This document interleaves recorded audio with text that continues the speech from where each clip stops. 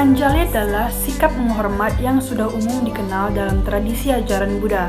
Bahkan pada zaman sekarang, Anjali juga dilakukan oleh semua orang. Dalam ajaran Buddha, Anjali adalah sikap menghormat dengan merangkapkan kedua tangan di depan dada. Kapan Anjali dilakukan? Yaitu ketika berdoa, ketika bertemu biku, ketika menyapa teman sedharma, ketika minta izin kepada ayah dan ibu, ketika bertemu orang tua, dan ketika bertemu guru.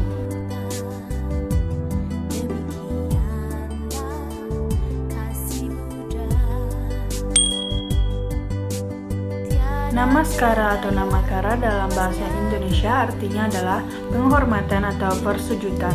5 titik yang menyentuh lantai di sikap namaskara yaitu lutut, jari kaki, dahi, siku, dan telapak tangan. Tujuannya yaitu memberikan penghormatan kepada yang patut dihormat. Namaskara yaitu menghormati dengan cara bersujud dengan sikap sempurna, anjali, tangan dirangkapkan di depan dada, berlutut, duduk di atas tumit, dan jari-jari kaki menopang berat badan. Ucapkan boleh dalam hati. Namaskara pertama, Namo Buddhaya. Namaskara kedua, Namo Dharmaya. Namaskara ketiga, Namo Sanghaya. Ini adalah perbedaan namaskara laki-laki dan perempuan. Kalau laki-laki telapak kaki berdiri, kalau perempuan telapak kaki menutup.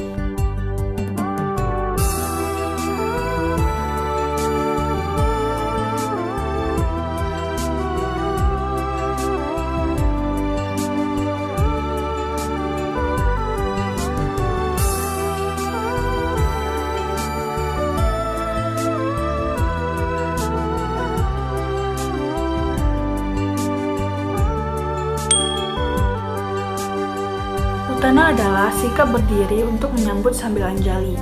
Saat ini, sikap berdiri untuk menyambut adalah hal yang wajar dilakukan oleh setiap orang untuk menghormati orang yang patut dihormati dan para tamu yang datang. Utana ini bisa dilakukan secara umum, tidak hanya di lingkup keagamaan. Misalnya sebagai tuan rumah kalau menerima tamu, kita berdiri untuk menyambutnya. Syukur bisa dengan anjali. Ini berarti bahwa kita menghormati tamu, senang dengan kunjungannya. Lalu seperti anak-anak yang mengerti etika ketika belajar atau mengerjakan sesuatu, kalau ada orang tua yang masuk, dia berdiri memberikan hormat atau mempersilahkan lewat duduk misalnya. Sebagai orang yang mengenal etika, semestinya kita dapat mempraktikkan hal ini. Ini adalah para biku menyambut Buddha dengan cara berdiri, dan ketika para biku masuk ke ruangan, umat Buddha dapat menyambut para biku dengan cara berdiri.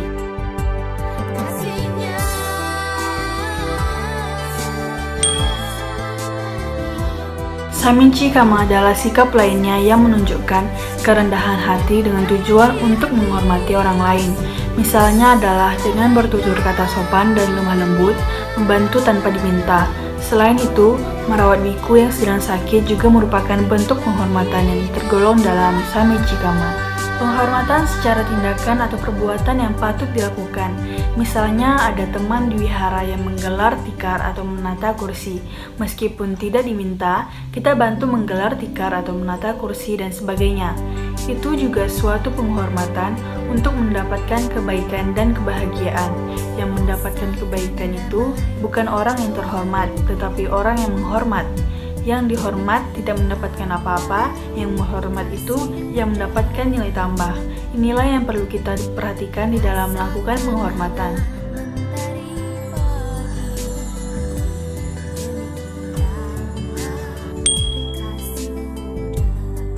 Padakina dalam bahasa Pali atau Pradaksina dalam bahasa Sanskerta, atau biasa juga disebut dengan prosesi dalam bahasa Indonesia, merupakan salah satu aktivitas puja bakti yang terdapat dalam agama Buddha. Pradaksina adalah suatu sikap yang mempersiapkan batin dalam melakukan puja bakti dengan cara berjalan berkeliling dari kiri ke kanan, dari timur ke barat, searah jarum jam sebanyak 3 kali. Wadah tempat menampung aktivitas pradaksina pada awalnya berupa ruang terbuka, tempat pelaku aktivitas mengelilingi objek berupa orang yang dihormati. Ada pula yang melaksanakan pradaksina dengan berkeliling pada sebuah pohon.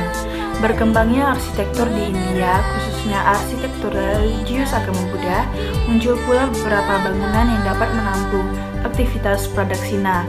Adapun wujud arsitektur yang merupakan wadah pradaksina tersebut adalah berupa stupa, wihara, maupun cetya.